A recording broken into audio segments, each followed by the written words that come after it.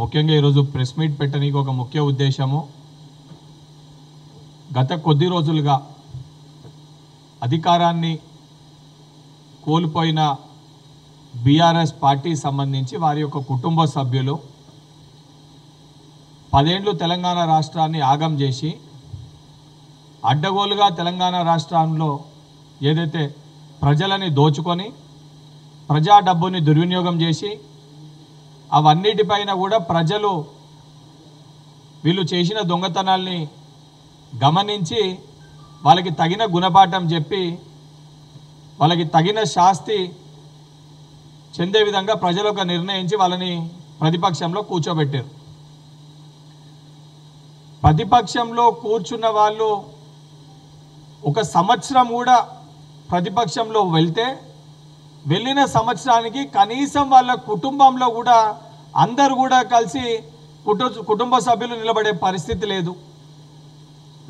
వాళ్ళు చేసిన అడ్డగోలుగా దోచుకున్న తెలంగాణ సొమ్ముని పంపకాల పంచాయతీ అయి కల్వకుంట్ల కుటుంబం విచ్ఛిన్నమైపోయి వాళ్ళ సొంత కుటుంబ సభ్యులే ఈరోజు వారి యొక్క పరిపాలన పైన ఏ రకంగా 10 ఏళ్ళు వారి అధికారంలో ఉన్నప్పుడు అడ్డగోలుగా తెలంగాణ రాష్ట్రాన్ని దోచుకున్నారని ఈరోజు స్వయాన కేసీఆర్ గారి బిడ్డ బయటికి వచ్చి మాట్లాడుతున్న పరిస్థితి మనం చూస్తున్నాం.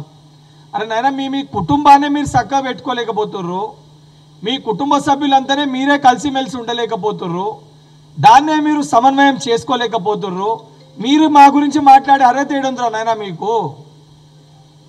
ఈరోజు స్వయంగా మీతో పాటు అధికారంలో ఉన్న మీ కుటుంబ సభ్యురాలే బయటికి వచ్చి మీరు దయ్యాలు దొంగలు మీరు దోచుకున్నారని చెప్పి మిమ్మల్ని తిట్టబట్టే, అడ్డగోలుగా మీ పైన మాట్లాడబట్టే, ఆమెకి సమాధానం చెప్పేదానికి మీకు మాటలే లేవు. కనీసము ఆమెను పిలిచి మాట్లాడితే కూడా మీ దొంగల మాటలు వినే పరిస్థితులు ఆమె లేదు. మీ కుటుంబమే సక్కలేక మీరు బయటికి వచ్చి ఈరోజు కాంగ్రెస్ పార్టీ పైన మా బాకీల పైన ఏదో బాకీ కార్డులు అనుకుంటూ మా హామీల పైన ఒక్కొక్క కార్డుని మీరు తీసుకొచ్చి మాట్లాడుతున్నారు.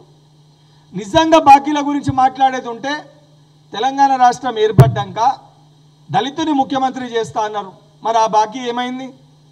దళితులకి 3 ఎకరాల భూమి ఇస్తా అన్నావు, మరి ఆ బాకీ ఏడవైంది? నిరుద్యోగ భృతి ఇస్తా అన్నావు, మరి ఆ బాకీ ఏడవైంది? ఇంటికి ఒక ఉద్యోగం ఇస్తా అన్నావు, మరి ఆ బాకీ ఏడవైంది? మైనార్టీలకు 12% రిజర్వేషన్ ఇస్తా అన్నావు, మరి ఆ బాకీ ఏడవైంది? చెప్పుకుంటూ పోతే ఏదైతే మీ చరిత్ర 100 పేజీల అబద్ధాల పుస్తకం వెళ్తుంది. ఆ బాకీల పైన చర్చించే సోయి లేదు. సరే, కనీసము 10 ఏళ్ల మీ పరిపాలనలో లక్షల కోట్లు తెలంగాణ రాష్ట్రాన్ని అప్పుల పాలు చేసారు. ఆ బాకీల గురించి మాట్లాడారు, వాటి గురించి చర్చించడానికి రారు. 10 ఏళ్ళు ముఖ్యమంత్రిగా ఉన్న కల్వకుంట్ల చంద్రశేఖరరావు గారు బయటికి వచ్చి మాట్లాడే పరిస్థితి ఉండదు. ఆయన పోయి ఫార్మ్ హౌస్లో వంటాడు. అసెంబ్లీ పెడితే కూడా అసెంబ్లీ కనీసం బయటికి వచ్చి చర్చలో పాల్గొనే ఒక పరిస్థితి మీ పార్టీ అధ్యక్షునికి లేదు. సరే, కనీసము ప్రజలు ప్రతిపక్షంలో కూర్చోబెడితే సోయి వచ్చింది, తెలివికి వచ్చిందని అనుకున్నా. ఇవాళకి కూడా నువ్వు నిరుద్యోగుల అంశాన్ని గురించి మాట్లాడుతున్నావు. నిరుద్యోగులతోటి మీటింగ్ పెట్టించినావు. పెట్టించినావు మీటింగు? జలవిహార్లో పెట్టించినావు. ఈరోజు అధికారంలో ఉన్నప్పుడు యూనివర్సిటీలకి పోలేకపోయినావు, అధికారంలో ఉన్నప్పుడు లైబ్రరీకి పోలేకపోయినావు, అధికారంలో ఉన్నప్పుడు నువ్వు అన్న ఇదే దిల్సుఖ్ నగర్కి పోలేకపోయినావు. ఈరోజు ప్రతిపక్షంలో ఉన్న నువ్వు కూడా పోలేని పరిస్థితి ఉందంటే దొంగలు ఎవరో చాలా స్పష్టంగా మనం అర్థం చేసుకోవచ్చు. నిజంగా నిరుద్యోగుల పట్ల నీకు చిత్తశుద్ధి ఉంటే, బాధ్యత నీకుంటే, హరీష్ రావు 10 ఏళ్ళ అధికారంలో ఉన్నప్పుడు ఏనాడైనా ఏ సందర్భంలోనైనా చనిపోయిన ఏ నిరుద్యోగి దగ్గరికి వెళ్ళి పరామర్శించినవా? కనీసం మాట్లాడే ప్రయత్నం చేసినవా? కనీసం నిరుద్యోగులని పిలిచి కూర్చోబెట్టి మాట్లాడి వారి సమస్యల్ని వినే ప్రయత్నం చేసినవా? తాడి చెట్టు అంత ఎదిగినావు. సోయి లేకుంటే పాపం నిరుద్యోగులు ఆత్మహత్యలు చేసుకుంటే మీరు చేసిన తప్పులకి, మీరు చేసిన పొరపాట్లకి నిరుద్యోగులు ఇబ్బంది పడుతుంటే కనీసం నిన్ను గెలవనీకి వస్తే ఆ రిప్రజెంటేషన్ పేపర్లు కూడా వాళ్ళ ముఖాని పైన కొట్టినావు. అపాయింట్మెంట్లు కోరితే వాళ్ళపైన కేసులు పెట్టించినావు. ఈరోజు నువ్వు మళ్ళా ఆ నిరుద్యోగుల మధ్యలోకి పోయి నిరుద్యోగులని పాపం వాళ్ళని రెచ్చగొట్టి తెలంగాణ ఉద్యమ సమయంలో ఏ రకంగా మా తెలంగాణలో ఉన్న విద్యార్థులని నిరుద్యోగులని రెచ్చగొట్టి ఆ రోజు వాళ్ళ ఆత్మహత్యలు చేసుకునే విధంగా నువ్వు ప్రేరేపించి రాజకీయ లబ్ధి పొంది 10 ఏళ్ళు మంత్రిగా ఉన్నావు, 10 ఏళ్ళు అధికారంలోకి వచ్చిండ్రు. వచ్చిన 10 ఏళ్ళు ఏ రోజు గుర్తుకురాని నిరుద్యోగులు ఈరోజు మళ్ళీ ప్రతిపక్షంలో కూసోంగానే మీకు వేరే ఏ అంశమే లేనట్టు మీరు చాలా సత్యరిష్యందులు 10 ఏళ్ల మీ పరిపాలనలో మీరు విద్యా వ్యవస్థని ఉద్యోగ వ్యవస్థని బలపరిచినట్టు పటిష్టం చేసినట్టు ఈరోజు దయ్యాలు వేదాలు చదువుతున్నట్టు ఉంది నువ్వు మాటలు మాట్లాడుతుంటే. సిగ్గుండాలి నీకు, కనీసం సిగ్గుశరం ఉండాలి. ఎలక్షన్ ముందు ఒక చెల్లమ్మ ఆత్మహత్య చేసుకుంటే ఆ ఆత్మహత్యను కూడా ఆ సోదరిమణి ఆత్మహత్యను కూడా వక్రీకరించి తప్పుడుగా ప్రచారం చేసిన నీచపు కొడుకులు మీరు. అసలు మీకు అర్హత లేదు నిరుద్యోగుల గురించి మాట్లాడేది. ఇవాళ వచ్చి మేమిచ్చిన నోటిఫికేషన్లు మేము పెట్టిన ఎగ్జామ్లు మీరు నియామక పత్రాలు ఇచ్చిన మరి గాడిద పళ్ళు తోమినవా 10 ఏళ్ళు అధికారంలో ఉన్నప్పుడు? సిగ్గుశరం లేకుండానా? మరి ఉద్యోగ నోటిఫికేషన్ 2017 ఇస్తే 23 వరకు మరి ఏం చేసినావు? సోయి లేకుండానా? మీ మరదలకేమో ఉద్యోగం పోతే 6 నెలలు తిరిగేసరికి ఆమెకు ఉద్యోగం ఇప్పిస్తావు. మీ కుటుంబంలో ఎవరన్నా ఇంట్లో ఉండి మీ పెద్దాయనకి గోళీలు సమయానికి ఇస్తే ఆయన రాజ్యసభకు పంపిస్తావు. తెలంగాణలో నిరుద్యోగులు ఎగ్జామ్స్ పెట్టి నోటిఫికేషన్ ఇచ్చి అయితే కొన్ని నోటిఫికేషన్లు ఇచ్చారు, దాని ఎగ్జామ్స్ కండక్ట్ చేయలే. కొన్ని ఎగ్జామ్స్ కండక్ట్ చేసిర్రు, దాని రిజల్ట్స్ ఇవ్వలే. కొన్నిటిని రిజల్ట్స్ ఇచ్చేదాన్ని కోర్టు కేసులలో చిక్కుముళ్ళలో పెట్టి ఆపినరు. 10 ఏళ్లలో మీరు ఏం చేసిర్రా నాయన, మీరు ఈ నిరుద్యోగులకి మీరు ఏమి ఇచ్చిర్రు అని చెప్పి మాట్లాడితే దానిపైన మీ కాడ చర్చించడానికి మాటలు ఉండయి, సమాధానాలు ఉండయి. ఈరోజు బయటికి వచ్చి 2 ఏళ్ళ మా ప్రజాప్రభుత్వ పరిపాలన గురించి నువ్వు మాట్లాడుతున్నావు. నేను నీకు శాఖల వారీగా చెప్తా, నువ్వు చెప్పే లెక్కలు నేను నీకు శాఖల వారీగా ఏదైతే మే 20వ తారీఖు వరకు 2025 వరకు వ్యవసాయ సహకార శాఖల 208, అదేవిధంగా మత్స్య డైరీ శాఖల 173, బీసీ సంక్షేమ శాఖల 5578, ఇంధన శాఖల 850, వైద్య ఆరోగ్య కుటుంబ శాఖల 7517, ఉన్నత విద్య సాంకేతిక విద్యల 3893, హోంశాఖల 15526, నీటిపారుదల శాఖల 1235, మైనారిటీ సంక్షేమ శాఖల 1548, పురపాలక పట్టణాభివృద్ధి శాఖల 3148, రెవెన్యూ శాఖల 2696, ఎస్సీ అభివృద్ధి శాఖల 2235,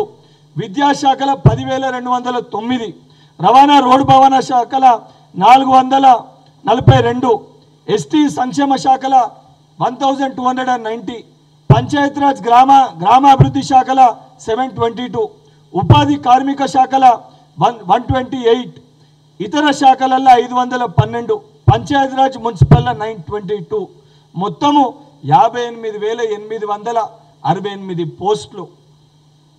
ఇంత బాధ్యతతోటి డిఎస్సి మెగా డిఎస్సి అని మాట్లాడుతున్నాం. మేము 11,000 పోస్టులతోటి 11,000 పైచిల్కు పోస్టులతోటి మెగా డిఎస్సి నిర్వహించి 70 రోజుల లోపల నియామక పత్రాలు అందించి ప్రభుత్వం అంటే కేవలము నోటిఫికేషన్లు ఇచ్చి ఎగ్జామ్లు కండక్ట్ చేయడమే కాదు, ఒక నిరుద్యోగిని ఉద్యోగిగా మార్చి తన కాళ్ళపైన తను నిల్చునే విధంగా తీర్చిదిద్ది వాళ్ళ కుటుంబ సభ్యులకి ఒక భరోసాని కల్పించినప్పుడే నిజమైన ఏదైతే నోటిఫికేషన్లు ఇవ్వడం కానీ ఉద్యోగం కల్పించడం అని ఒక బాధ్యతతోటి ఈరోజు నోటిఫికేషన్లు ఇవ్వడమే కాదు, స్వయంగా ముఖ్యమంత్రి గారే వారి చేతుల మీదుగా నియామక పత్రాలు ఇచ్చి ఆ భరోసాని ఆ ధైర్యాన్ని నిరుద్యోగులు నింపుతున్న ప్రభుత్వం ఈ ప్రజా ప్రభుత్వం. నువ్వు ఇవన్నీ జీర్ణించుకోలేక తట్టుకోలేక ఈ గ్రూప్ 1 ఎగ్జామ్స్ కానీ గ్రూప్ 2 కానీ ఇవన్నీ కూడా మీరు ఆపనీకి ఎందుకంటే అప్పుడు మీరు గ్రూప్ 1 ఎగ్జామినేషన్ సమయంలో కొంతమందికి మీరు ఉద్యోగాలు అమ్ముకుండ్రు. ఇప్పుడు ఎగ్జామ్స్ ట్రాన్స్పరెన్సీ తోటి కండక్ట్ చేసి బడుగు బలహీన వర్గాలకి నిరుపేదలకి నికార్సుగా కష్టపడ్డోళ్ళకి ఉద్యోగాలు వస్తుంటే మీరు డబ్బులు తీసుకున్న వాళ్ళు మీ గల్లాలు పట్టుకొని అడుగుతారు కాబట్టి మీ భాగోతం అంతా ఏడ బట్టబయలు అవుతుందని చెప్పి మొదటికెళ్ళి కూడా ఈ గ్రూప్ 1 ఎగ్జామినేషన్ని అడ్డుకోనికి నువ్వు నీ బావ బామ్మర్దులు ఇద్దరు తోడు దొంగలు, ఇద్దరు కేడీలు కూడా ఈ డ్రామాలు ఆడుతుర్రు.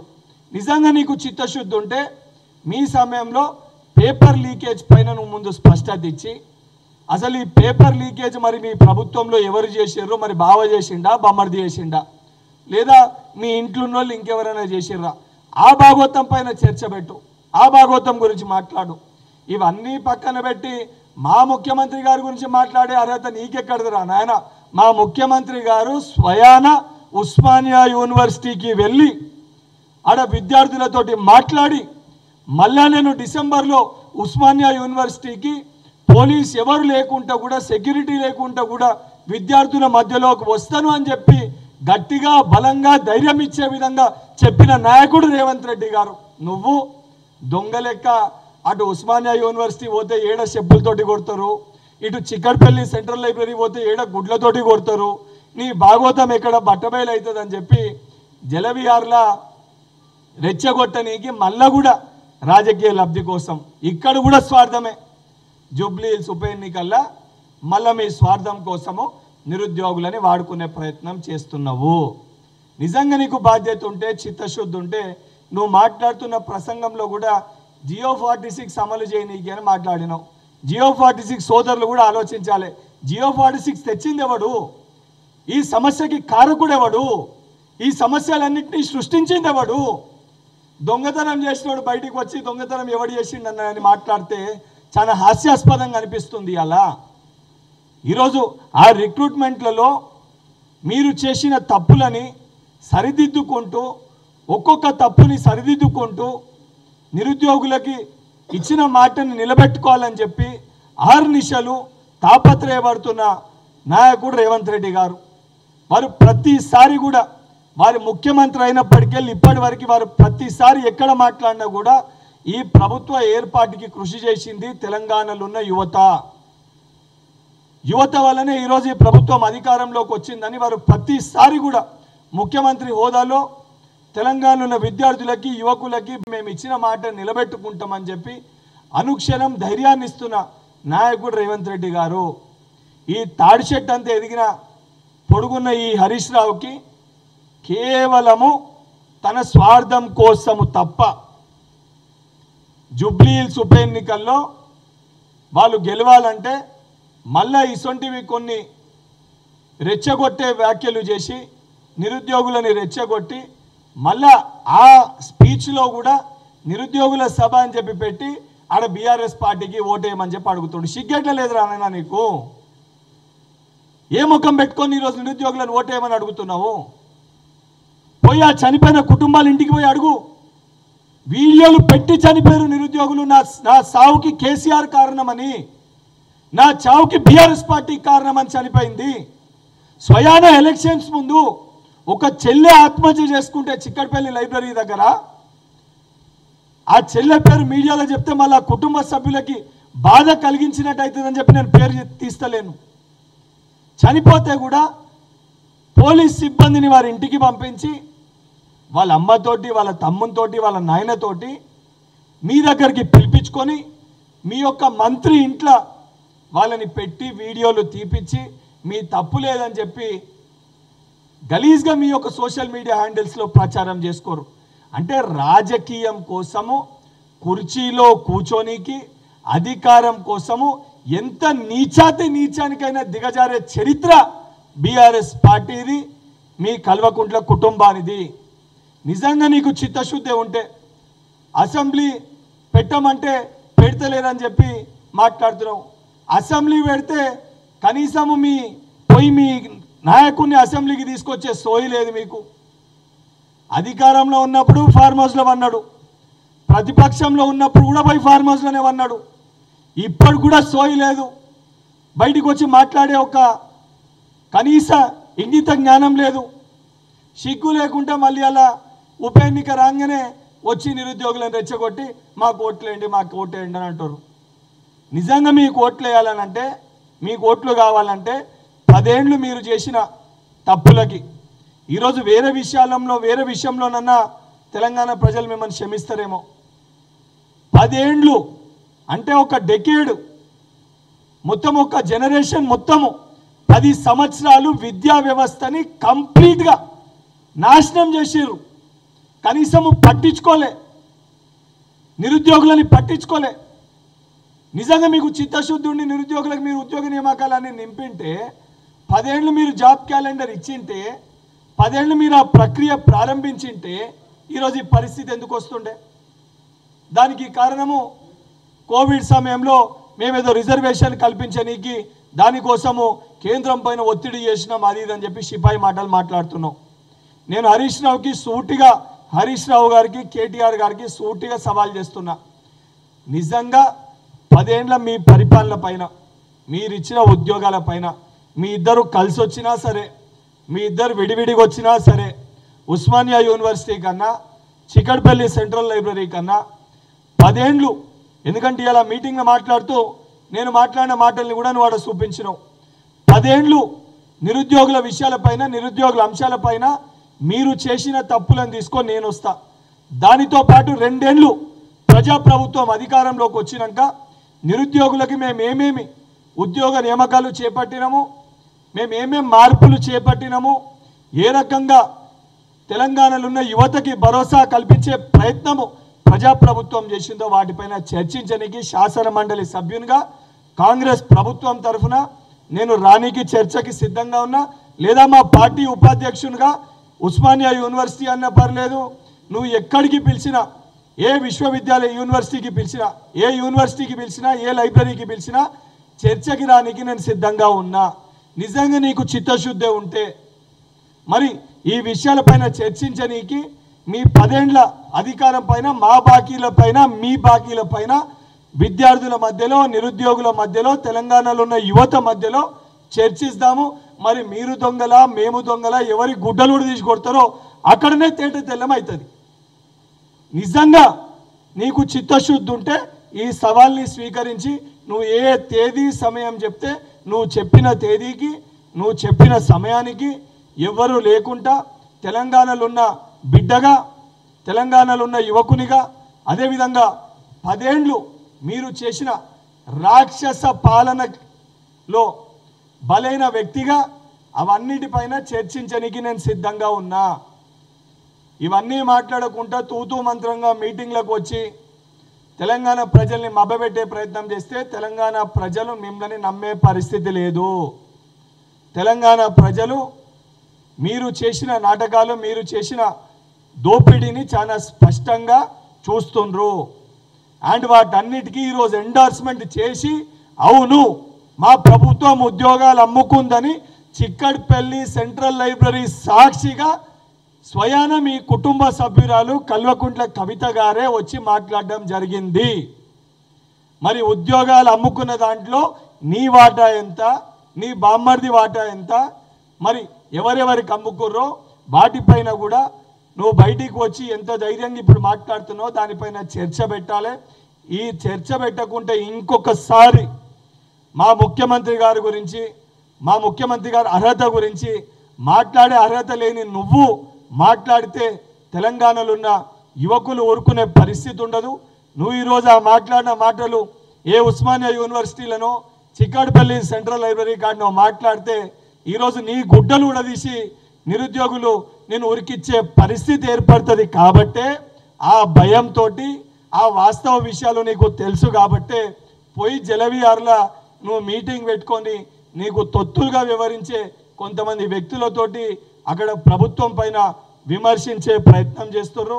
మీరు 10 ఏళ్ళ అధికారంలో ఉన్నప్పుడు సోయి లేకుండా మీరు ఏ రకంగా ఉన్నారో అందరికీ తెలుసు. ఈరోజు అధికారంలో ఉన్న మేము నిరుద్యోగులకి, విద్యార్థులకు అందుబాటులో ఉన్నాము. ఆ వేదిక దగ్గరికి వెళ్ళిన కొంతమంది నిరుద్యోగులకు కూడా నేను విజ్ఞప్తి చేస్తున్నా.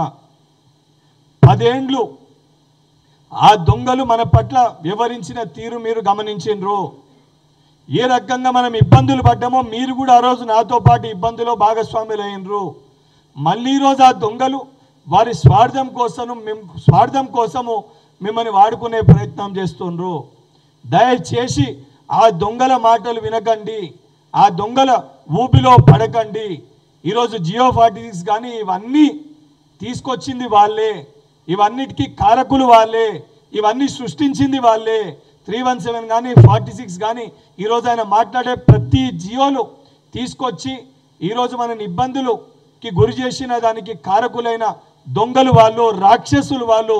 దయచేసి వాళ్ళ మాటలు నమ్మకండి. 100% కొద్దిగా ఈ జాబ్ క్యాలెండర్ ఈ విషయంలో కొద్దిగా ఆలస్యమైన మాట వాస్తవమే. దానికి ఎస్సీ వర్గీకరణ, దానితో పాటు 42% రిజర్వేషన్ ఉద్యోగాల్లో కూడా కల్పించాలి బీసీలకని కొన్ని అంశాలు మన మధ్యలో ఉన్న నిరుద్యోగులే లేవనెత్తడం వలన ఆ అంశాల వలన కొద్దిగా ఆలస్యమైంది. కానీ పోలీస్ శాఖలో, దాంతోపాటు ఎలక్ట్రిసిటీ, ఇతర శాఖలలో కూడా ఆల్రెడీ ఫైనాన్స్ క్లియరెన్స్ అయ్యి తొందరలో కొన్ని నోటిఫికేషన్స్ని కూడా ప్రభుత్వము విడుదల చేస్తుంది. ఈ దొంగల మాటలలో పడి మీరు ఎగ్జామినేషన్స్కి ప్రిపేర్ అవ్వకుండా మళ్ళీ తీరా నోటిఫికేషన్స్ రాగానే మాకు చదువుకోనికి సమయం దొరకలేదని చెప్పి మీరు ఇబ్బంది పడే పరిస్థితుల్ని తెచ్చుకోవద్దని చెప్పి తెలంగాణ రాష్ట్రంలో ఉన్న నిరుద్యోగులకి పేరున విజ్ఞప్తి చేస్తున్నా. నిజంగా ఈ దొంగలకి చిత్తశుద్ధి ఉంటే హరీష్ రావుని, కేటీఆర్ని చర్చకి రమ్మనండి. ఈ నిరుద్యోగులే యువకులు మీరే చికట్పల్లి సెంట్రల్ లైబ్రరీ కాడనో ఉస్మానియా యూనివర్సిటీలో మీరు చర్చ పెట్టండి. కాంగ్రెస్ పార్టీ పక్షాన బల్మూరి వెంకట్గా నేను వచ్చి మేము ఏమి ఇచ్చినాము, ఏమి ఇస్తాము నిరుద్యోగుల మధ్యలో చెప్పే ధైర్యం మాకుంది. మరి వచ్చి చర్చలో పాల్గొనే ధైర్యం కేటీఆర్కి, హరీష్ రావుకు ఉందా లేదా తేల్చుకోవాలని చెప్పి మీడియా ముఖంగా వారికి సవాల్ విసురుతున్నాను.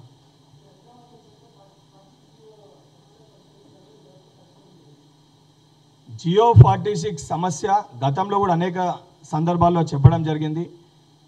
దాని ఫైనల్ లిస్ట్ అంతా కూడా రిజల్ట్స్ ఇవ్వకూడదంటే ఎలక్షన్ ఏదైతే నోటిఫికేషన్ రాకముందు దాన్ని సరిదిద్దకూడదని చెప్పి ఒక దురఉద్దేశంతో మేము సరిదిద్దుతామని చెప్పినాక ఆ లిస్టును కూడా ఫైనల్ సెలక్షన్ లిస్టును కూడా పెట్టింది ఇదే బీఆర్ఎస్ ప్రభుత్వము. వాళ్ళు ప్రాసెస్ పెట్టేసి అటు ఉద్యోగాలు వచ్చిన పిల్లల మధ్యలో జియో 46 వాళ్ళు ఏదైతే ప్రాంతాల వారిగా అంటే హైదరాబాద్ ఈ జోన్లో ఎవరికైతే ఉద్యోగాలు వచ్చేసినాయి ఆల్రెడీ, దానితో పాటు జిల్లాలో ఉన్న విద్యార్థుల మధ్యలో చిచ్చు పెట్టి రాజకీయ లబ్ధి పొందుదామని ఒక దురఉద్దేశంతో వాళ్ళు ఈ జియో 46ని తీసుకురావడం జరిగింది. 100% నెక్స్ట్ రాబోయే నోటిఫికేషన్స్లో ఏవైతే జియోలు ఉన్నాయో, ఏవైతే ఇబ్బంది కలిగించే కొన్ని ఏదైతే ప్రొసీజర్స్, సిస్టమ్స్ ఏవైతే గత ప్రభుత్వం ఇంప్లిమెంట్ చేసిందో అవన్నిటినీ కూడా నిరుద్యోగులతోటి చర్చించి వారి ఒపీనియన్ తీసుకొని ఆ బాధ్యత కూడా ప్రభుత్వంలో ఉన్న శాసన మండలి సభ్యులుగా విద్యార్థుల దగ్గర ఆ డీటెయిల్స్ అన్నీ తీసుకొని సంబంధిత డిపార్ట్మెంట్స్కి వాటిని ఇచ్చి ముఖ్యమంత్రి గారితో కూడా ఈ విషయాలపైన చర్చించి నిరుద్యోగులు కోరుకునే విధంగా తెలంగాణలో ఉన్న ఏ విద్యార్థి ఇబ్బంది పడకుండా చూసే ఒక బాధ్యత కూడా ప్రభుత్వ పక్షాన శాసన మండలి సభ్యునిగా నేను తీసుకుంటా. ఇది మీడియా ముఖంగా నిరుద్యోగులకి నేను మాటిస్తున్నా. కానీ ఈ సమస్యలన్నీ సృష్టించిన వాళ్ళు ఇలా బయటకు వచ్చి ఈ సమస్యలు ఎట్లా పుట్టినాయి, ఈ సమస్యల్ని మేము పరిష్కరించడానికి మేము అసెంబ్లీలో కొట్లాడతామని చెప్పి మాట్లాడుతుంటే బాధ అనిపించి మరి ఈ దొంగల మాటలు పాపం మా నిరుద్యోగులు మేమంతా కూడా తెలంగాణలో మా నిరుద్యోగులందరూ కూడా అమాయకులు కాబట్టి 10 ఏళ్ళు ఈ దొంగలు వాళ్ళని మోసం చేశారు. మళ్ళీ ఈ దొంగలు వాళ్ళు చేసిన మోసాల్ని కాంగ్రెస్ ప్రభుత్వం పైన రుద్ది మళ్ళీ వాళ్ళే సత్యహరిశ్చంద్రులు లెక్క మళ్ళీ నిరుద్యోగుల దగ్గరకు వచ్చి మోసం చేస్తారు. కాబట్టి ఆ నిరుద్యోగులకి మీడియా ద్వారా విజ్ఞప్తి చేస్తున్నా, దొంగల మాటలు వినొద్దని.